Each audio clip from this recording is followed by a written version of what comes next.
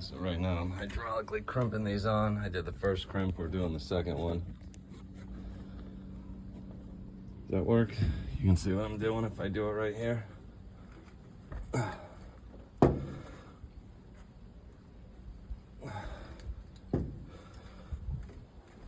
Alright, when you're putting your body weight on it, it's gotta be done, right?